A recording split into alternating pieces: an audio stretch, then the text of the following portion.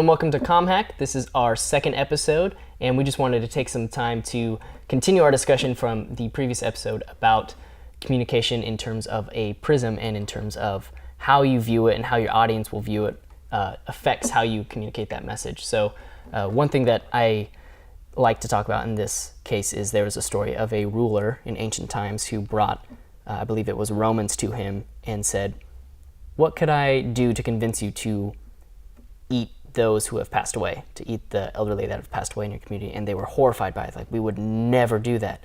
And then he calls in these tribes from somewhere in the Middle East, somewhere like a native tribe, and he brings them in and he says, "What would it take for me to convince you to bury your dead?" And they were also horrified by this idea because in their culture that is so wrong. They eat their dead. They were a cannibal culture. And so when we come into a situation like that, knowing how people believe things and what they believe, it shouldn't come in and attack that thing directly, because then, you know, they've put up a wall and they're not going to be able to receive anything else from you. Yeah, I think one of the things that I try to do when I'm teaching or when I'm communicating something is, rather than to tell you what to believe or to tell you how to think, I try to take an approach that asks you questions and draws you to the conclusion that I would like for you to come to, rather than me tell you what to think. We live in a time where everybody has an opinion, and I suspect that this is not unique to our time.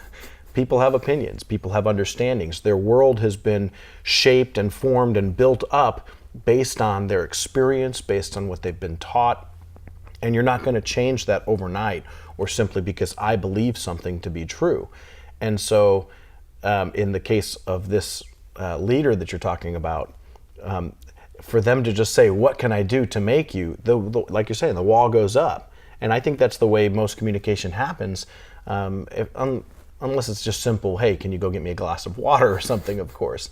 But if I'm trying to change what you think or how you think, the walls are going to come up. And so the communication hack for that is to recognize that not everybody thinks like you think, for starters, and to try and find those soft points to get your foot in the door in that conversation. I know that if I tell you that, let's imagine that where we're sitting right now, there's a coffee house 5 minutes down the road heading north. You live right next door to a coffee house 7 minutes south. If I tell you, "Hey, there's a coffee house, the coffee house is only 5 minutes away," you're going to say, "No, it's not 5 minutes away, it's 7 minutes away." We're talking about two different coffee houses, but I said the coffee house. To you, you understand the coffee house to be, well, yeah, the coffee house right next to my house, because that's what I understand. But I'm saying a different coffee house. And so we're going to get into this debate. Your wall's going to go up and you're going to be like, "Josh doesn't know what he's talking about." But if I say, "Hey, Tim, let's go for a drive," and we drive north and then we come back south, and we could even eat at that coffee house or grab coffee at that coffee house. When we come back here to the studio and we're talking and I say, "Hey, the coffee house is only 5 minutes away," all of a sudden the context is different. And now you're like, "Yeah, it is. There's also one 7 minutes away." And it's all a matter of taking the person that you're communicating with on a journey and helping them to see something before you try to say, "This is the way something is." I think it's the same thing with that leader. Absolutely. I don't know how he would actually make them still eat their dead. That's a little awkward. A little bit gloomy too. Yeah.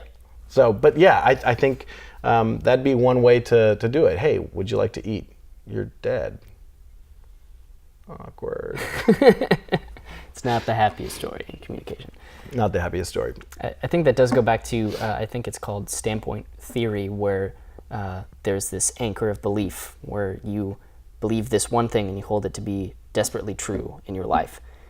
But if somebody comes in and then gives an argument or a point that's just a little bit off of that center, there's like a range where you would accept it, then your standpoint of belief will actually shift more towards that argument because it was just close enough. So if you have enough of those lined up for somebody, where you shift it further and further over, then their belief system can ultimately change completely.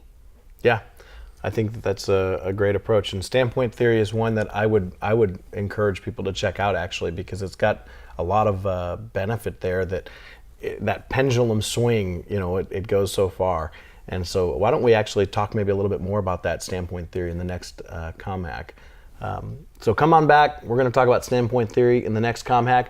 In this particular ComHack, I hope that you gathered that you can't just start off with some sort of crazy thing and tell somebody to believe something different. Sometimes you have to actually take them on a journey.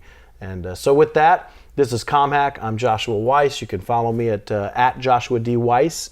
And you can follow me on Instagram at @TLJonesy_. So we'll see you next time.